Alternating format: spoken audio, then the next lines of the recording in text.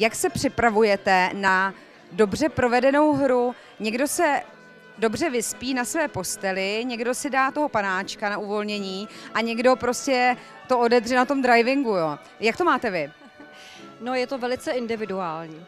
Je to velice individuální, záleží na kondici a speciální recept, no, kombinace dobře se vyspat a potom toho dobrého frťánka.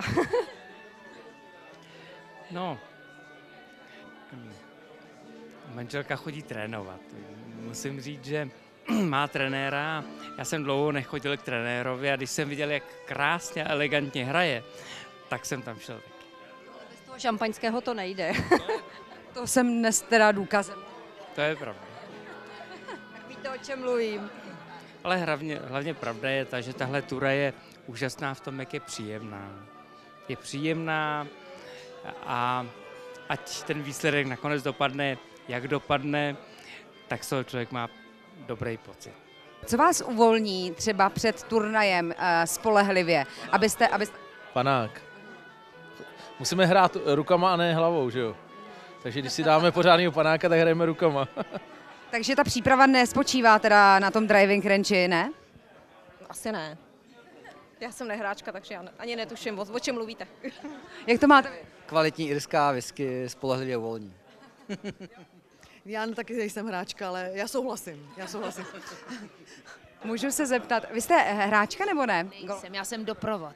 A budete hrát, jako, nebo snažíte se o to, nebo zelená karta, jako uděláte si někdy, nebo ne? Já se snažím, ale nějak čas mi nevychází. Děti, práce, takže jsme to nechali na tatínkovi, aby nám zastupoval rodinu. Manžela, no. Ano, starostu manžela, tak. Ono se říká, že golf je nejlepší milenkou, jo? Že ty chlapi, co hrajou golf, tak vlastně prostě ten svůj volný čas... Málo, protože jsem na to přišel teprve až před rokem, což je dost pozdě. Jasně, ale ten volný čas člověk tráví na tom golfu a nehledá nic jiného, protože na nic jiného nemá čas, což je výborný. Já svýho muže podporuju v tom golfu samozřejmě. Jak se připravujete pro dobrou hru? Někdo se dobře vyspí na dobré posteli, někdo si dá dobrýho panáka, někdo na tom driving range to odedře. Jak to máte vy? Já se přiznám, já jsem začal golf hrát kvůli staršímu synovi. Ne v podstatě kvůli mně, takže aby tatínek nesklamal toho svého potomka a dokázal mu, že to umí, tak já jsem vlastně se do golfu kvůli tomu pustil, takže já ani nemám to o tom honit handicap nebo tak, ale spíš abych do toho uměl praštit. Snowboard jsem zvládnul, golf snad taky, já to zaklepu. Je to taková hezká příprava na stáří, ne? Budeme spolu chodit po zelených loukách a... Já se nepřipravuju. Vůbec? Ne, teď to nemá smysl v tuhle chvíli. Chce to hrát. Fakt, takže spočívá to v tom tréninku, anebo si dáte prostě skleničku šampaňského, ono to tam uvolní to ten mozek a jde to? No chce to něco mezi tím, protože když člověk se moc zašampancuje, tak to není úplně ono, jinak chce to trénovat. Takže to přes přílišné uvolnění taky není dobré.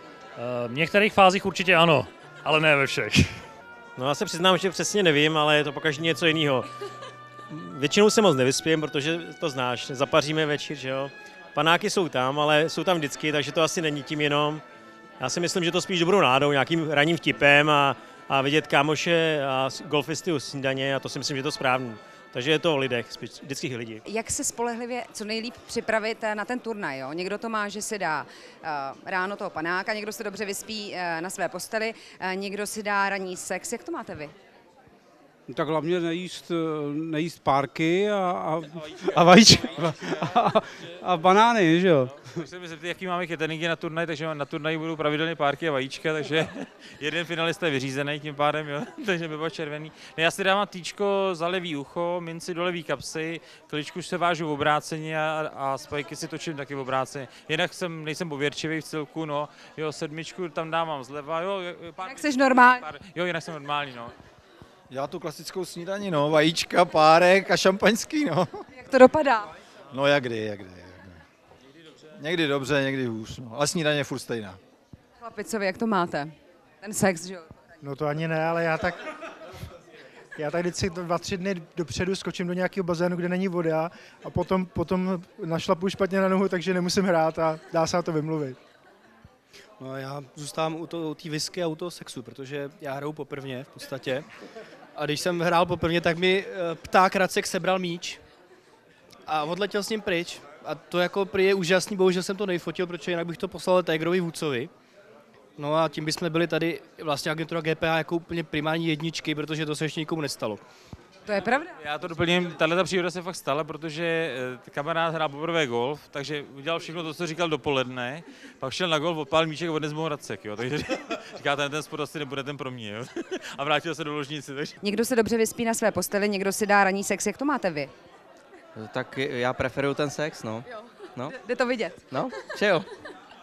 Tak my to stihneme před tou sérií zase a už to půjde. A nejlepší přípravu dělám tak, že už den před tím večer začnu připravovat někdy v 8 hodin, skončím někdy ve 3 ráno a když po 4-5 hodinovém spánku přijdu vlastně na ten driving, kam ani nemusím, tak ten švih je takový krásně uvolněný. Takže zatím nejlepší výsledky jsem nahrál po takovéhle přípravě. Takže zbytkáč. Přesně tak, osvědčený. Helejte, to si musíte dát Plzeň a na prvním týčku domácí slivovici a pak to jde samo.